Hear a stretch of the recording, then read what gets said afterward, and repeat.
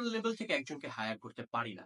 অনেক কোম্পানি করে। অনেক কোম্পানি যাদের পক্ষে করা সম্ভব তারা অবশ্যই করে। কিন্তু সচরাচর আমরা যখন নতুন একটা অর্গানাইজেশন ডেভেলপ করতে চাই, আমাদের ১ম প্ল্যানটাই থাকে অন্য একটা বড় কোম্পানির মিড লেভেলের একটা লোককে আমরা নিয়ে আসি। মিড লেভেলের লোকটার কাজ কি ছিল? ইমপ্লিমেন্টেশন করা। সে কিন্তু প্ল্যানিং করে নাই।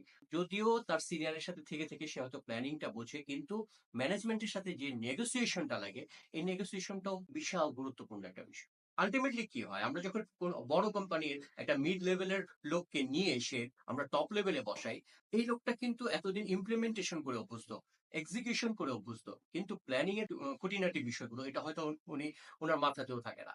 আমরা মনে করি যে প্ল্যানিং এটা দেখার কি আছে? আমরা কেবল এই প্রজেক্টের প্ল্যান করছি না, ওই প্রজেক্টের প্ল্যান করছি না। হ্যাঁ, আপনি যখন বড় কোম্পানিতে প্ল্যান করেন তখন আপনাকে এটা মাথায় রাখতে হবে। বড় কোম্পানির প্ল্যান এটা কিন্তু এস্টাবলিশড কোম্পানি। এদের নিজস্ব গুডউইল আছে, নিজস্ব ক্লায়েন্ট ব্যাংক আছে। এই কোম্পানির প্ল্যান করা আর একটা নতুন কোম্পানি যে কোম্পানির গুডউইল নাই, এখন পর্যন্ত তাদের কাস্টমার ফিডব্যাক নাই, এখন পর্যন্ত তাদের হ্যান্ডওভার এর কোনো ইতিহাস নাই। এরকম একটা কোম্পানিকে প্ল্যানিং দেয়া ২ টা কিন্তু সেম জিনিস।